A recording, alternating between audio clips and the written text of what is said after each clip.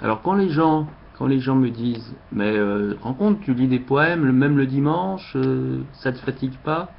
Je te réponds par une citation de Léonard de Vinci, citée toujours par Daisaku Ikeda, page 64.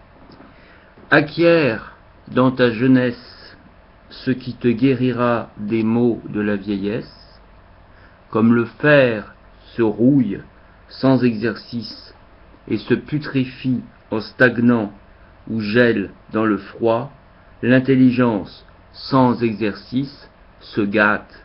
La mort avant la fatigue, aucun ouvrage ne m'apporte de fatigue. Puisque, en gros, voilà. Alors, c'est un peu ce que je proposais à ma mère. Hein.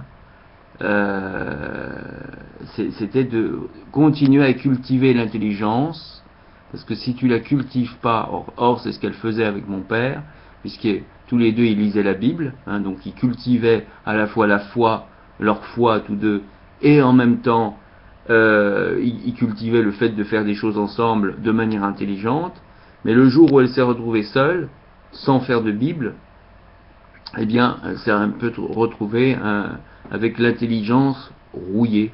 Hein, c'est vrai. Hein. Et elle m'a dit, oh, j'arrive toute seule à moins lire, je capte plus que je lis. Et oui, bah, ça rouille, ça rouille. Elle avait besoin, entre guillemets, qu'on soit là, mais ça tombait mal, parce que au moment où elle me dit, j'aurais besoin que tu lises avec moi, etc., bah moi j'étais en pleine comptabilité, il fallait que je rende la comptabilité, voilà, donc hein, comme on dit, c'est faute à pas de chance, mais quand on gère une entreprise, il y a la comptabilité de l'année, et voilà, alors après on dira, ah, oui, mais il fallait prendre le temps, il fallait tatata, bah oui, mais bon, voilà quoi. Et à peine on venait de clore la comptabilité, elle meurt. Donc après, je dis ça y est, maintenant je suis libre, on peut. Ah, plouf, elle meurt.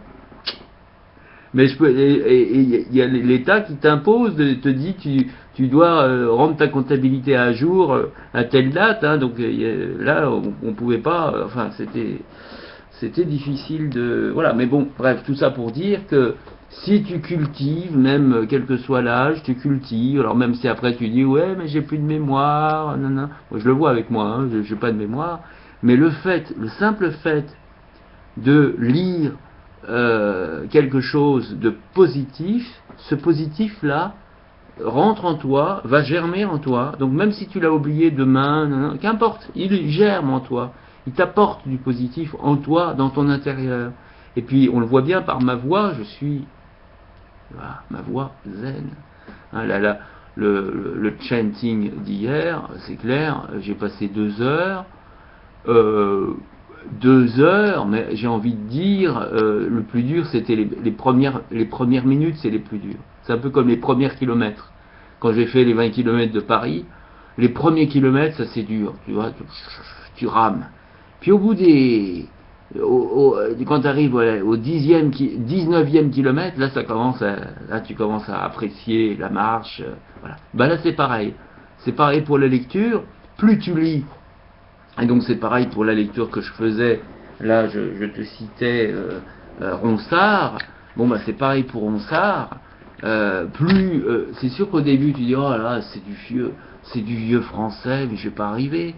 Mais si tu te forces, si tu dis c'est du vieux français, mais ça peut se lire, c'est du français, vieux, d'accord, mais ça peut se lire, c'est pas impossible. Et tu te forces. Alors au début c'est dur, mais petit à petit tu vois que tu vois que c'est que je sais que je vais essayer de le mettre à la lumière quand même. Un sonnet à Marie. Justement, on parle de ma mère, elle s'appelle Marie. Donc sonnet à Marie, ça tombe bien. Sitôt qu'entre les bois tu as bu la rosée, soit de nuit, soit de jour, logé dans un buisson, des ailes trémoussant, tu dis une chanson d'une note rustique à plaisir composée. Au contraire de toi, j'ai la voix disposée à chanter en ce bois, mais en autre façon, car toujours, en pleurant, je dégoise mon son. Aussi, j'ai toujours l'âme en larmes arrosée.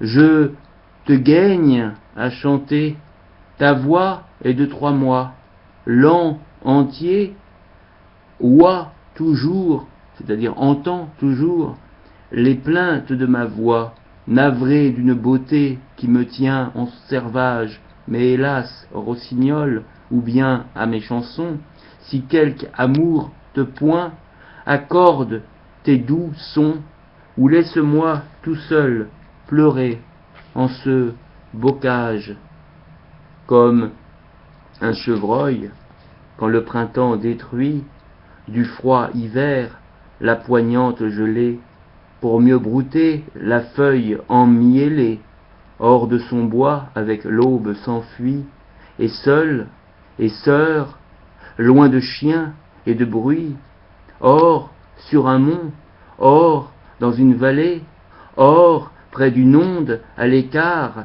recelée, libre, folâtre, où son pied le conduit, de raie ni d'arc sa liberté n'a crainte, sinon alors que sa vie est atteinte d'un trait meurtrier empourpré de son sang, ainsi j'allais, sans espoir de dommage, le jour qu'un œil sur l'avril de mon âge tira d'un coup 1000 traits en mon flanc. Ni voir flamber au point du jour les roses, ni lit planté sur le bord d'un ruisseau, ni son de lutte, ni ramage d'oiseaux, ni dedans l'or, les gemmes bien encloses, ni des zéphyrs les gorgettes d'écloses, ni sur la mer le ronfler d'un vaisseau, ni balles de nymphes au gazouillis de l'eau, ni voir fleurir au printemps toutes choses, ni camp armé de lances hérissées, ni antres verts de mousse tapissés, ni des forêts les cimes qui se pressent, ni des rochers le silence sacré, tant de plaisir ne me donne qu'un pré, où sans espoir mes espérances paissent. Chanson à Marie. Je suis un demi-dieu, quand assis vis-à-vis de toi, mon cher souci, j'écoute les devis entrerompus d'un gracieux sourire, souris qui me retient le cœur emprisonné, en contemplant tes yeux, je me pâme étonné, et de mes pauvres flancs un seul vent, je ne tire. Ma langue s'engourdit, un petit feu me court, frétillant sous la peau, je suis muet et sourd, un voile sommeillant dessus mes yeux demeure, mon sang devient glacé, le courage me fait défaut, mon esprit s'évapore, et alors, peu s'en faut, que sans âme à tes pieds étendus, je ne meurs. De la langue comme ça à l'état pur. On comprend pourquoi René Vivien aimait beaucoup Ronsard. Là, voilà. Là on comprend. On comprend. Il y a une langue comme ça un peu épurée, un peu. Voilà. Il faut évidemment la réécouter. C'est de la poésie. La poésie, ça s'écoute. Tu l'écoutes, voilà, sans fin. C'est une. Voilà, c'est un miel, effectivement. C'est un miel qui nourrit l'âme. Voilà. Et comme la musique. D'ailleurs, ma mère me disait à chaque fois, viens, il faudrait qu'on s'écoute un peu de musique ensemble. Et je lui disais, mais pourquoi tu écoutes pas toute seule? Ah ouais, mais ensemble, ça serait mieux. Alors des fois je venais, je disais alors on écoute une petite musique, elle me disait ah non là mon pauvre, je suis trop prise, je dois ranger. Et donc à chaque fois je venais je proposais, je disais tiens on va chanter puisque tu l'avais proposé l'autre fois. Donc je préparais du temps, on va dire, au-delà de ma comptabilité, tu vois. Je préparais du temps pour elle et elle me dit ah non bah là j'ai du travail. Ah oui mais alors tu vas écouter ta musique quand? Enfin notre musique qu'on pourrait écouter ensemble, on l'écoute quand alors? Ah non mais pas aujourd'hui. bah, si c'est pas aujourd'hui, c'est voilà, ça sera pas demain parce que demain, voilà, tu n'es plus. Et voilà. Donc, il y a des gens qui savent pas comme ça profiter de, tu vois, profiter. Moi, je sais que mon père, lui, par contre, dès que je disais, tiens, on peut s'écouter quelque chose, enfin les derniers temps, il disait ah bah tiens, voilà le plus beau, bah, oui, il arrive, on va, oui, oui, on est tout oui, tu viens, on t'écoute, c'est bien, c'est très bien. Et il stoppait toutes ses activités, il dit ah ouais, ouais, c'est bien, tu es là, raconte-nous un peu ce qui t'arrive, ouais. Alors, bon, et deux caractères différents, hein, les deux se complètent, hein, tantôt.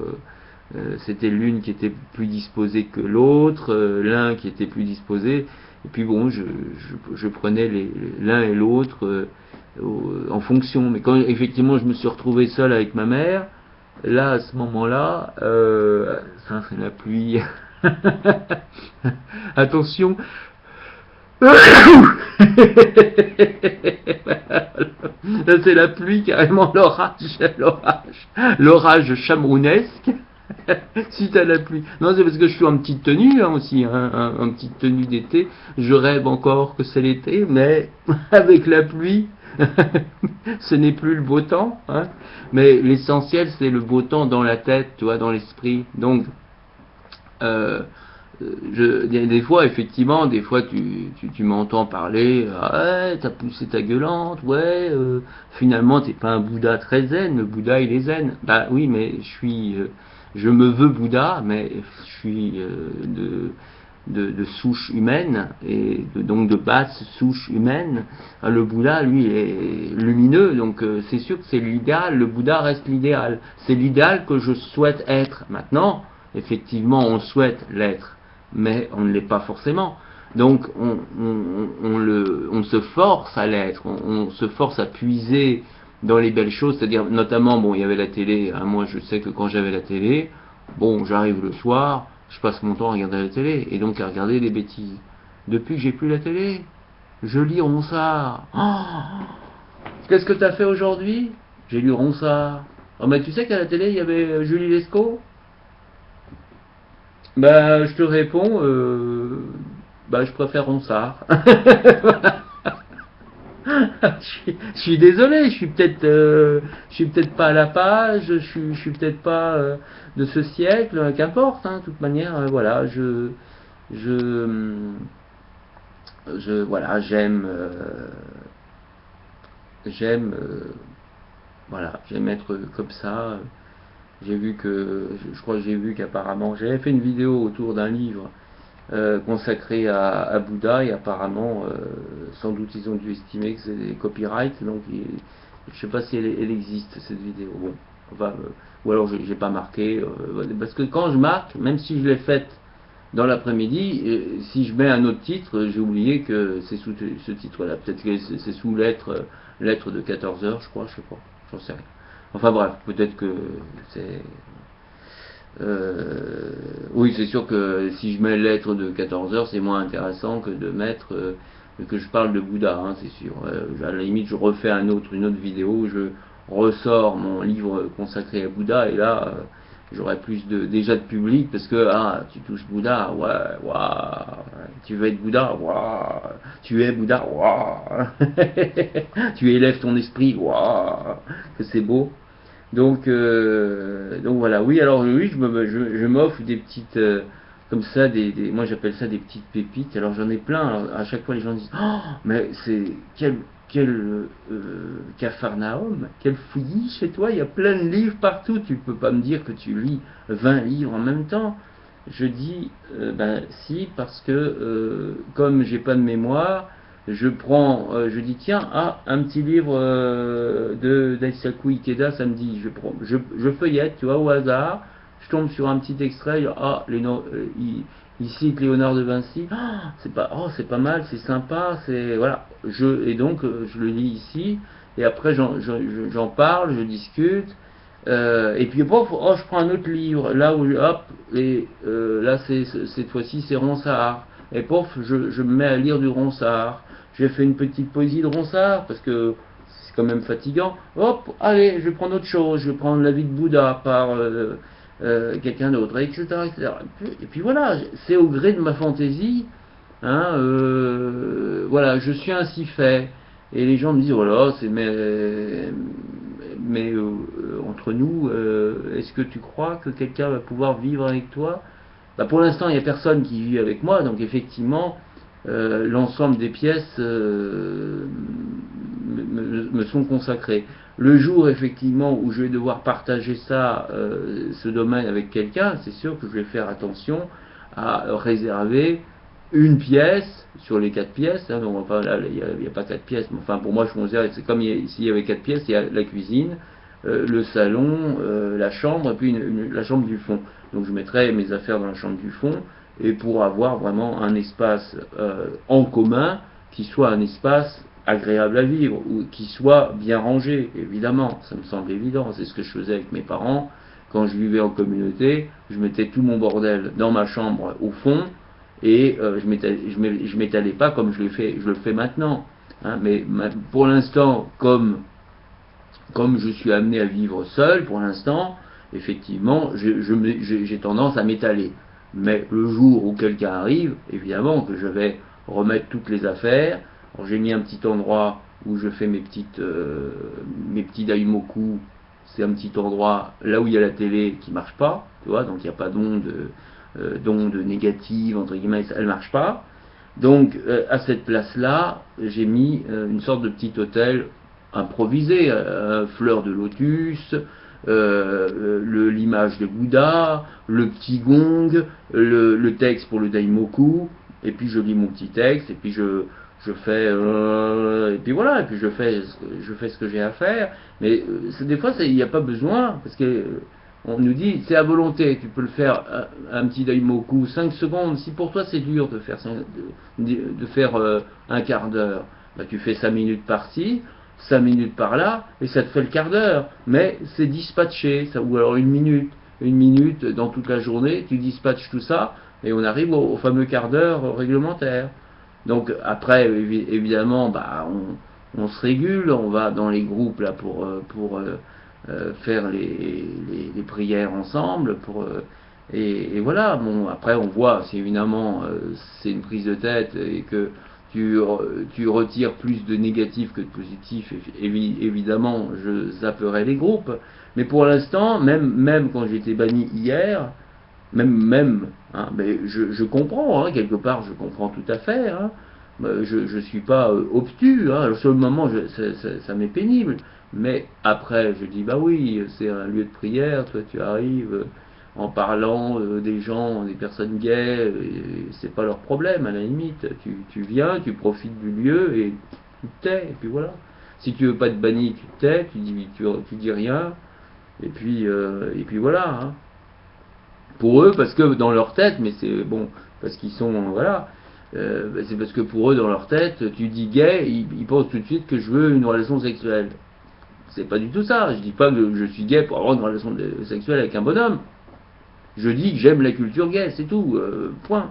C'est comme si je disais j'aime la culture africaine. C'est pareil. Et si je dis j'aime la culture africaine, ça veut pas dire que je veux avoir une relation sexuelle avec un Africain. Ça veut pas dire ça du tout. Mais du coup, les gens, ils résument mal. Voilà. Donc du coup, je me retrouve banni, mais parce que voilà, il faut se mettre entre guillemets à la portée et dire bon bah allez, on parlera de ça dans les milieux autorisés. Et puis quand on est sur un lieu de prière, ben, on prie et puis voilà, on se contente de prier.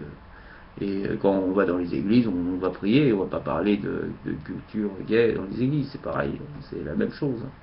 Donc dans tout lieu de culte, quel qu'il soit, voilà, donc c'est à moi de me réguler. Moi, je sais très bien me réguler, donc bon, sur le moment c'est dur, mais bon, on se régule, hein, on se régule. Et voilà. Bon, allez, bisous, à plus, hein, suite au prochain YouTube, comme on dit. Donc là c'était à la base les amours, non pas les ah non, ça c'est le prochain, le prochain c'est Sonnet à Cassandre. Et mais là on lisait donc en hommage à ma mère, sonnet, d'abord c'était sonnet à Marie et ensuite chanson à Marie. Voilà, petite pensée pour toi. puisque je sais que tu es là-haut et que tu m'entends, donc tu vois, je te faisais ton petit hommage et surtout ta petite lecture pour nourrir ton âme. Parce qu'il n'est jamais trop tard, on dit ah bah ça y est, elle est morte, si j'avais su, j'aurais nourri son âme de son vivant, nanana, nanana. Seulement elle voulait pas, elle me disait tu sais maintenant je commence à avoir les oreilles en charpie. Ah oui voilà, donc, tu vois, elle me dit j'ai les oreilles en charpie, donc même si tu me lis quelque chose, je vais pas entendre. Il me faut le texte. Donc je préfère lire moi-même le texte parce qu'au moins je l'entends le texte en le lisant par moi-même. Voilà, donc toi, j'ai la réponse, c'est bien, j'ai la réponse, j'ai pas de regret à avoir. Je disais, ah c'est dommage, j'aurais voulu lire, hein, mais là je le fais maintenant. Et les âmes qui d'hier, d'aujourd'hui et de demain, bah, celles qui aiment la poésie, eh bien apprécient ces lectures que je peux offrir. Et puis voilà, que je sois d'hier, d'aujourd'hui ou de demain, qu'importe. J'offre voilà, j'offre ces poèmes. Allez, bisous, à bientôt, à plus.